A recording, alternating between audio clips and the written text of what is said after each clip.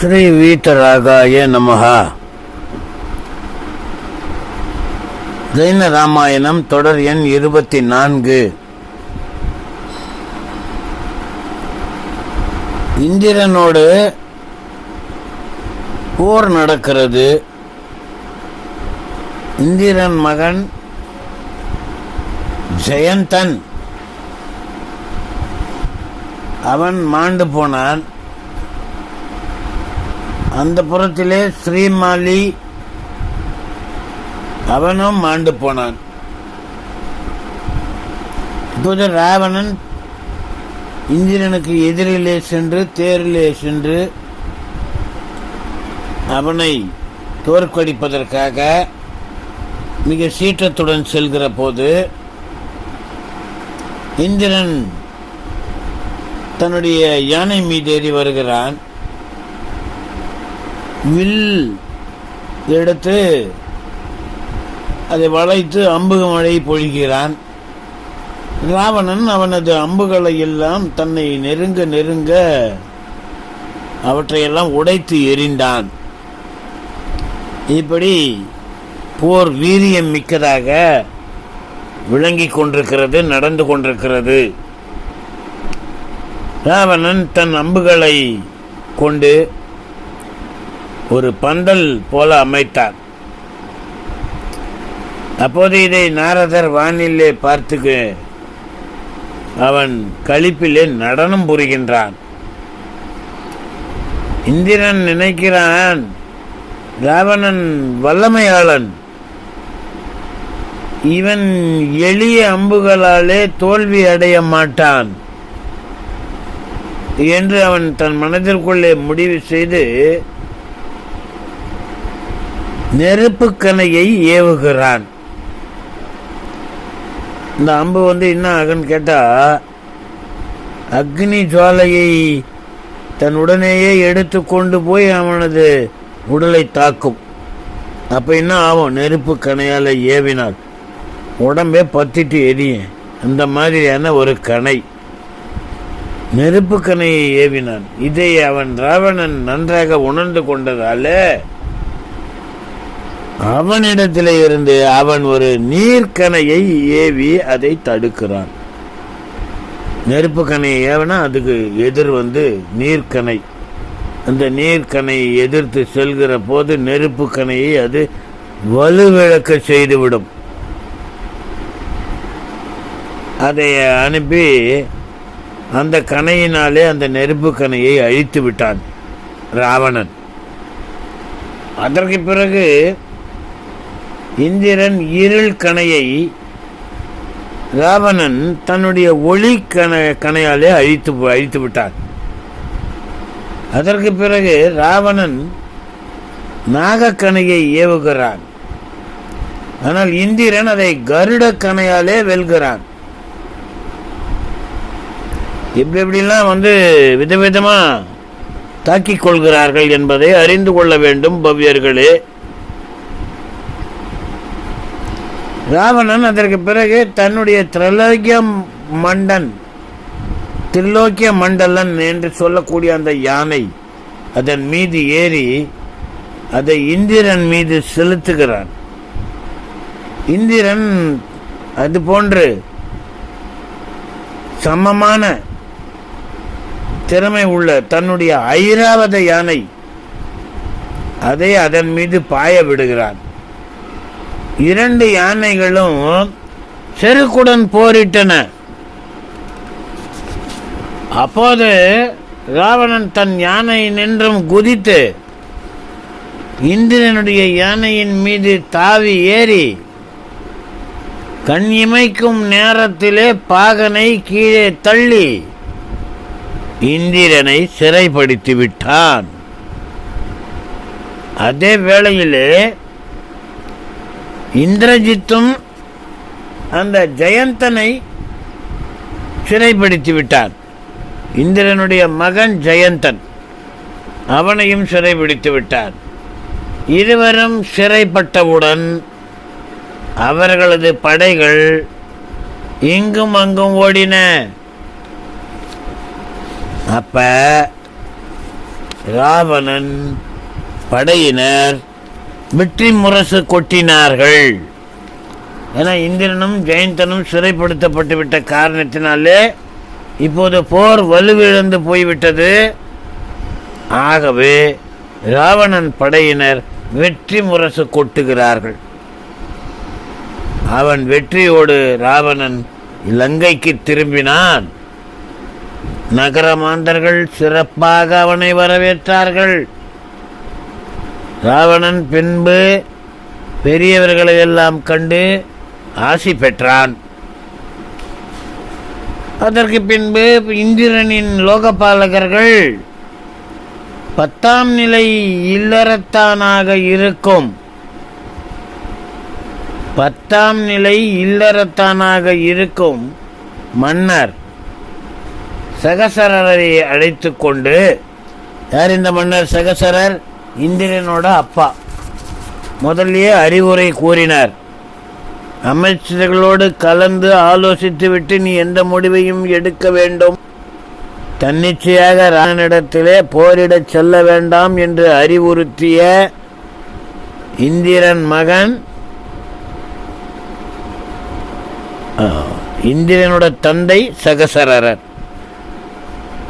அவர் முதல்ல அட்வைஸ் பண்றார், உன்னுடைய மகள் ரூபவதியை ராவணனுக்கு தந்து சமாதானமாக சென்று விடு, மனம் முடித்து கொடுத்து விடு. இதெல்லாம் இந்த காலத்தில் சர்வ சாதாரணமாக நடக்கக்கூடிய விஷயம். பெரும் வீரர்களிடம் போரிட வருகிறார்கள் என்று சொன்னால் இது ஒரு அரசியல் முறை, யுக்தி. இதை பின்பற்றி கொள் என்று அறிவுரை கூறினால் பகைவனுக்கு போய் என்னுடைய மகளை நான் மனம் முடித்து கொடுப்பதா என்று கேட்டுவிட்டு சென்றான். இதை நான் ஏற்கனவே உங்களுக்கு குறிப்பிட்டிருக்கிறேன் பவ்யர்களே. ஆகவே அந்த சகசரர் அப்படின்றவரை இந்திரனோட அப்பா,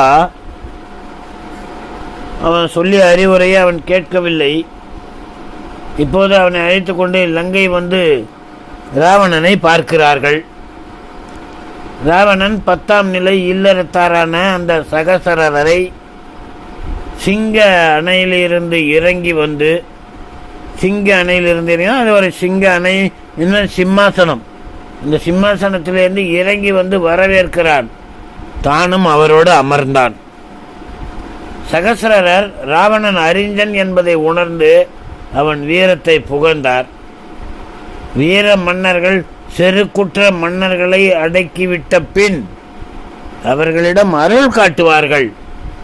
அதுபோன்று நீயும் இப்போது அருள் செய்து இந்திரனை விடுதலை செய்க என்று கேட்கிறார். லோகபாலகர்கள் அனைவரும் அதையே வேண்டினர்.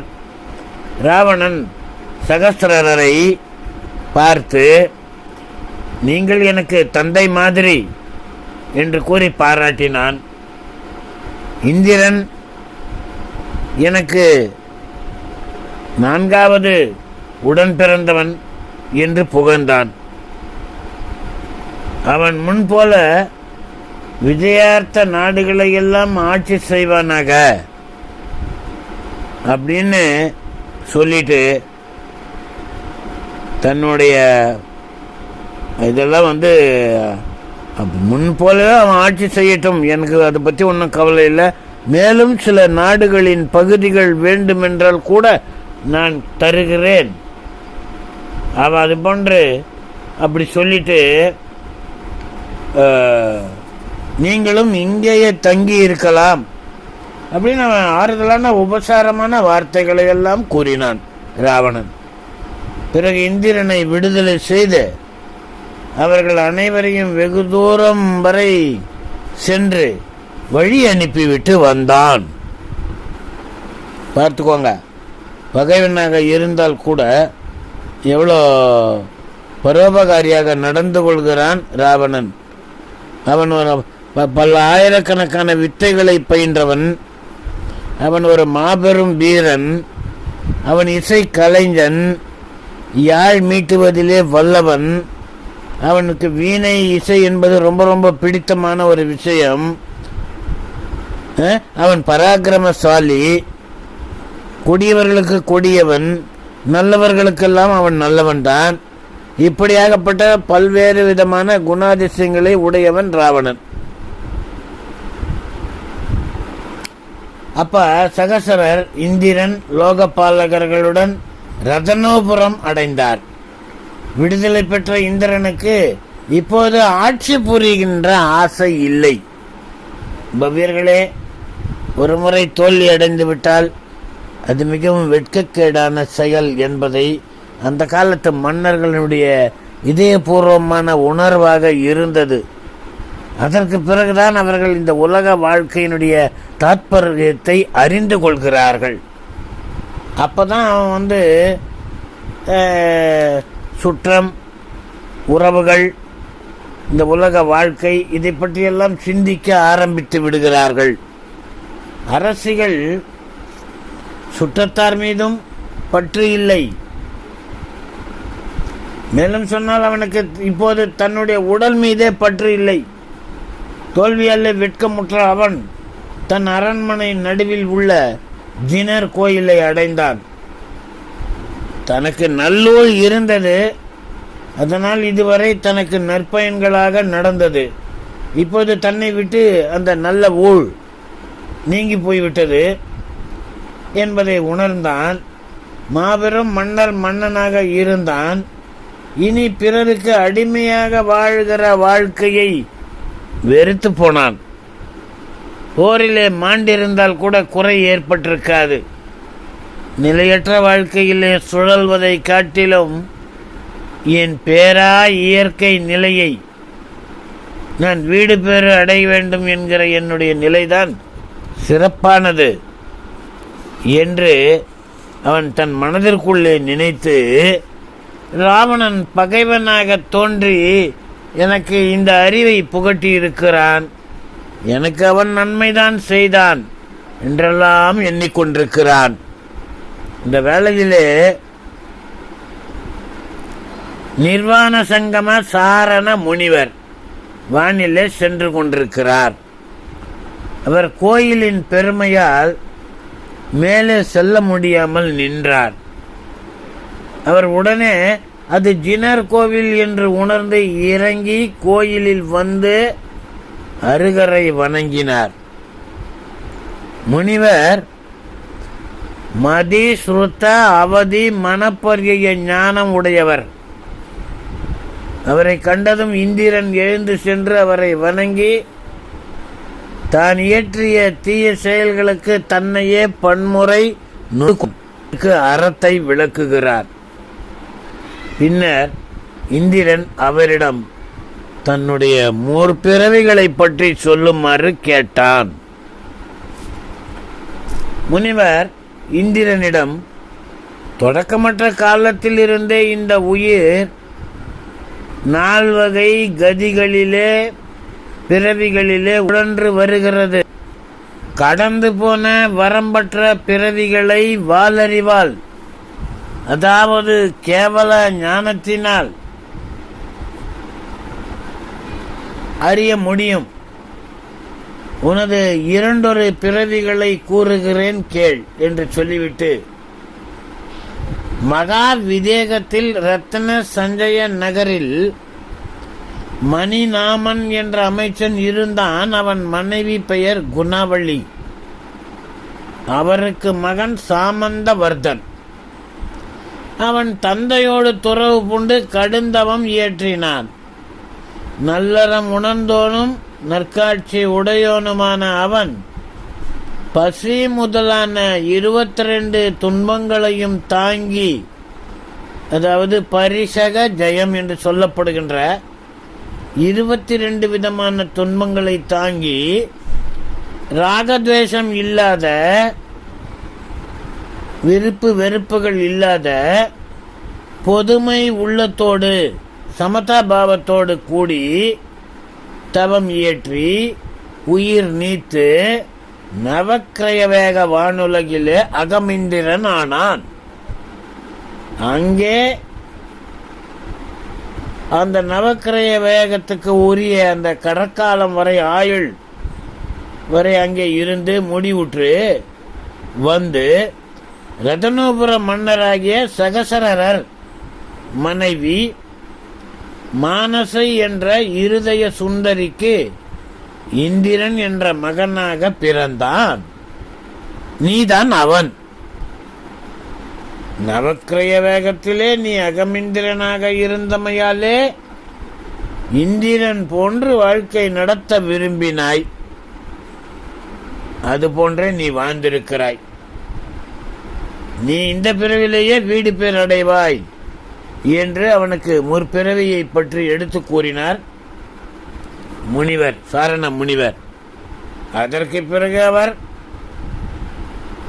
வான்வழியே சென்று விட்டார். இந்திரன் தன் மூத்த மகனுக்கு முடிசூட்டி லோகபாலகர்களுடனும் மற்றும் பல மன்னர்களுடனும் துறந்து எல்லா பற்றுகளையும் அறுத்தான். புலன் இன்பங்களிலே எவ்வளவு அக்கறை புகுத்தி இருந்தானோ அதுபோன்று அவன் இப்போது தன்னுடைய உடலிலே தவத்தையும் புகுத்தினான். பிறராலே நோக்க முடியாத பெருந்தவத்தை ஆற்றி தூய சிந்தனையிலே நின்று வீடு பேறு பெற்றான். பவ்யர்களே, இதை தொடர்ந்து என்ன நிகழ்கிறது என்பதை சொல்வதற்கு நாளை வருகிறேன். நன்றி, வணக்கம். ஜெய் ஜினேந்திரா.